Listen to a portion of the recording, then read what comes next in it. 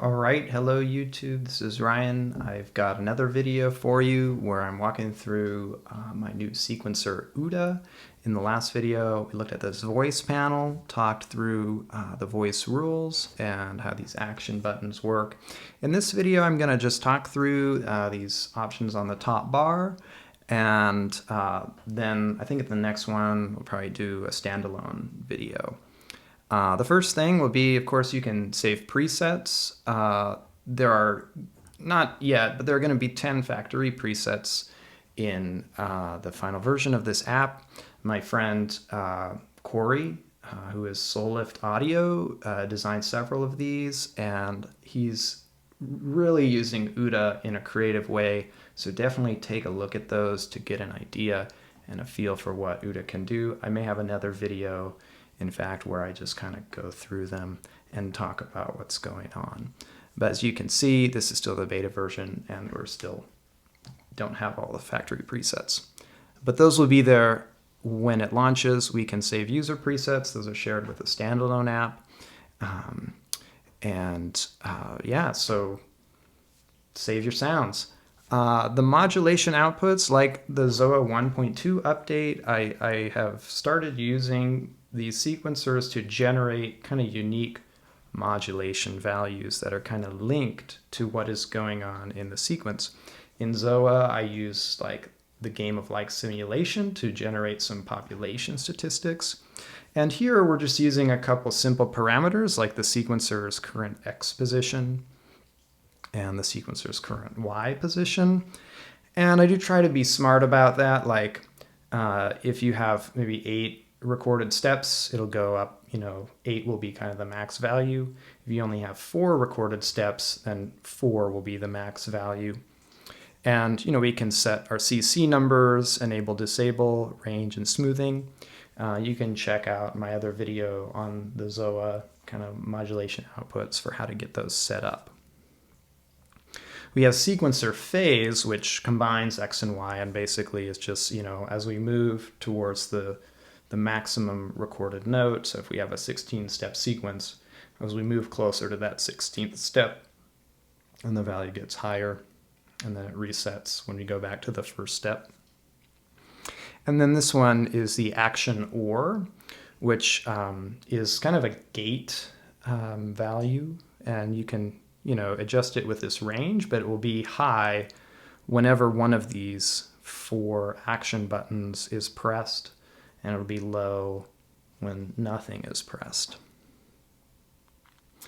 And I've been using these with my modular synth, and I think it's really fun to bring in modulation that is actually linked to what the sequencer model is doing. And so have fun with those. We also have voice 1 through voice 4 randoms, so you get a new random value every time a voice plays a note.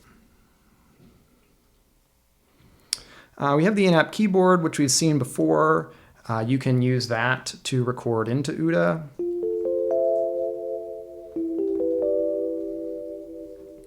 When we're recording, we have a set rest and advance button. And that's kind of unique. This is actually the only place that when you're recording, you can set a rest in advance. So even if you're not using OODA's in-app keyboard, it might be handy to keep that up. We also have this kind of go back and clear button. So if we make some extra steps, we can just kind of undo what we did. We have octave shift.